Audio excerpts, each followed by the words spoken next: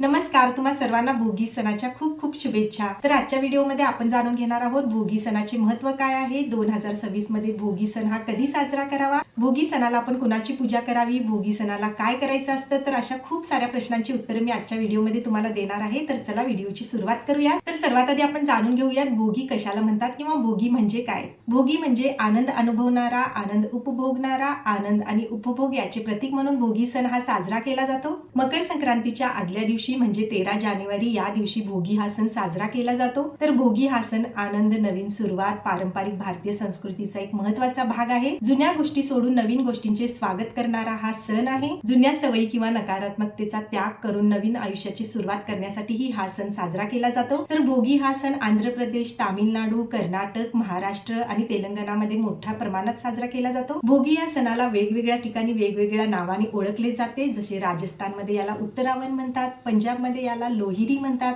महाराष्ट्रामध्ये याला भोगी म्हणतात, तामिळनाडूमध्ये याला पोंगल म्हणतात आणि आसाममध्ये याला भोगली बिहू म्हणून हा सण साजरा केला जातो। भोगीच्या दिवशी देवराज इंद्र देवानी धरतीवर उदंड पिकं पिकावीत म्हणून प्रार्थना केली होती। चांगला पाऊस आणि चांगल्या पिकासाठी या दिवशी इंद्र देवांची पूजा केली जाते। भोगीच्या दिवशी आपण पहाटे अभ्यंग स्नान करावे, घर आणि अंगण स्वच्छ करून अंगण रांगोळीने सुशोभित करावे। घरातील सर्व सदस्यांना आपण तीळ मिश्रित पाण्याने आंघोळ करवावी, म्हणजे आंघोळीच्या पाण्यात थोडीशी तीळ घालावी। याचा उद्देश एकच आहे की येणारा उन्हाळा आपल्याला बाधणार नाही, नवीन कपडे परिधान करावे। अशा प्रकारे कुटुंबातील सर्वजण एकत्र येऊन आपण भोगीचा सण आनंदोत्सव म्हणून साजरा करावा। भोगी या सणाला गाजर, वांगी, वटाणा, वाल, घेवडा, फ्लावर, तीळ, गुळ, शेंगदाणे वापरून एक मिश्र भाजी बनवली जाते। या भाजीला भोगीची भाजीही म्हणतात, काही ठिकाणी या भाजीला लेकुरवाळी भाजी म्हणतात, काही ठिकाणी या भाजीला खेंगट ही म्हटलं जातं। अशी ही भोगीची मिश्र भाजी तीळ लावलेल्या भाकरीसोबत खाल्ली जाते। तसेच शरीराला उष्णता देणाऱ्या तिळगुळाचे सेवनही केले जाते। तर खूप जणांना काही भाज्या आवडत नाहीत, पण भोगीच्या दिवशी आपण मिश्र भाजी जरूर खावी,